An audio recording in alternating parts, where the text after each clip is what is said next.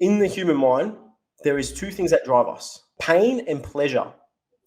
80% of people today, doesn't matter, where they are, who they are, what they are, 80% of people are normally driven by pain. Okay. So these are the two driving factors. Now, you might think, okay, that doesn't make sense. Why pain? We are designed to keep safe, be safe. We do not want to get hurt. So we'll always, move towards pain.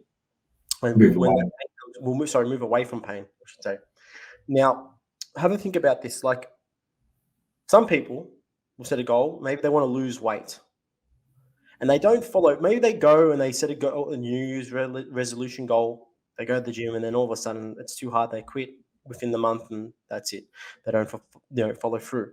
Now, you got to change the way you think. Now, let's have a look at this. The pain is more greater to stay in the pain. If they stay in that pain of working out, going through all that suffering, that's more painful. So they'll put more painful to that they'll put more pain to that, and they do not want to follow through, so they'll stop. Then saying, let's put more pain to the pleasure. So the pleasure will be, if I lose that weight, and maybe it's for a certain reason. Maybe it's because you want to lose weight because you got a wedding in a certain amount of weeks or months, and you need to look good and you want to be in the best shape as possible. So let's start saying you start attaching your why to this, this goal.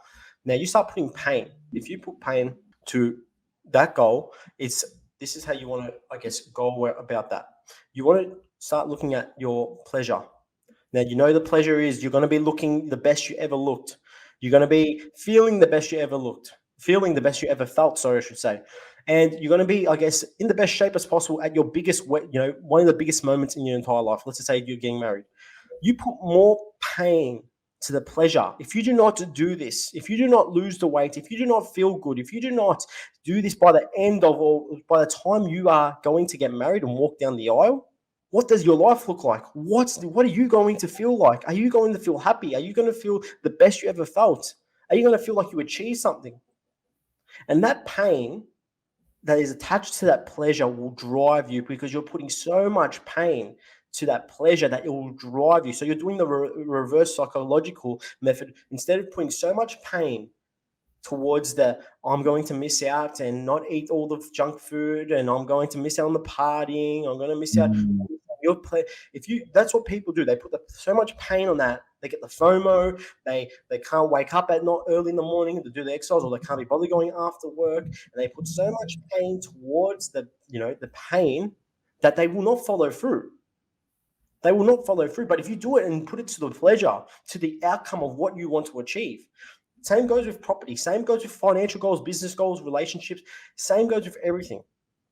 If you put more pain to the pleasure, if I do not, talk to my spouse about this problem, this solution that's on my mind, what's my life look like? What's our relationship look like? Is it going to be fulfilled? Are we going to live a beautiful, prosperous relationship for the rest of our life?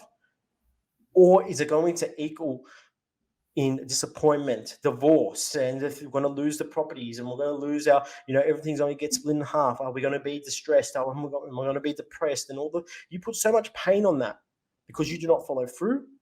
You will follow through because it's so much you do not want to suffer that from that pain. So you start painting a picture of the pain if you do not follow through, and that's what the pleasure will drive you.